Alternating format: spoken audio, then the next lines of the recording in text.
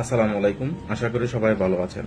আদা আমাদের পরিচিত এবং জনপ্রিয় একটি মশলা।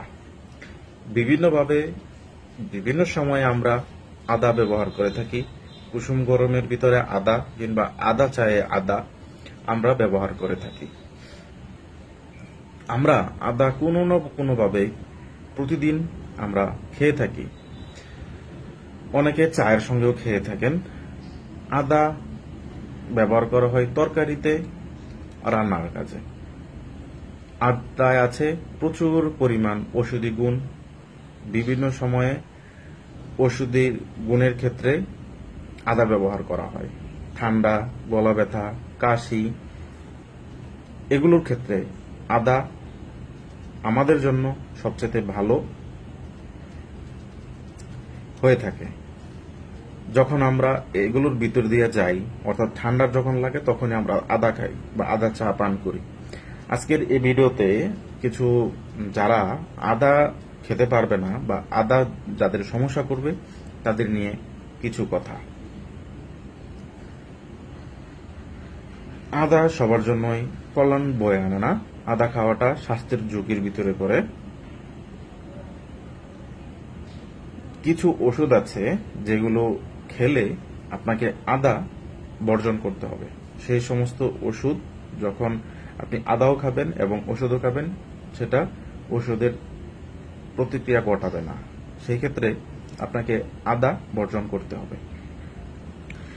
যার রক্ত পাতলার কারণে ওষুধ যেমন ওয়ারফেরিন, অ্যাসপিরিডিন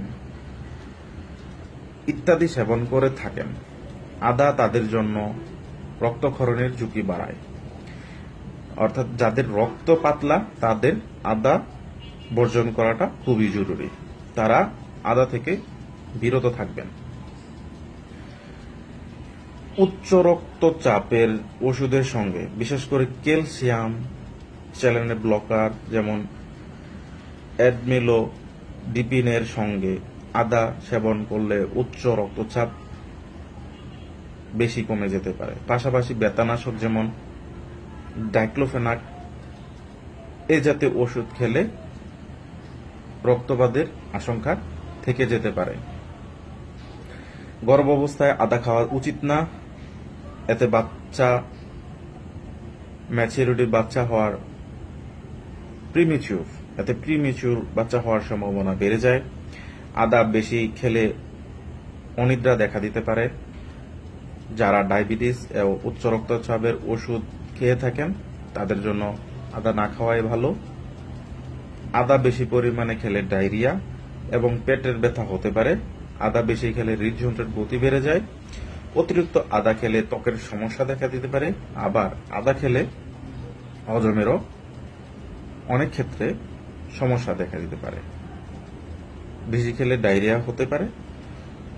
আদা একটা নিয়ম মাফিক এবং পরিমাণে খেতে হবে। বেশি পরিমাণ আদা, যাদের উল্লেখযোগ্য পয়েন্ট আছে তারা আদাকে এড়িয়ে যাবেন। যদিও আদা চা অনেক ক্ষেত্রে শরীরের জন্য উপকার করে থাকে, কিন্তু যাদের আদাতে সমস্যা আছে তারা আদা চা না খাওয়াই উত্তম। সবাই ভালো থাকবেন এবং সুস্থ থাকবেন। আসসালামু আলাইকুম।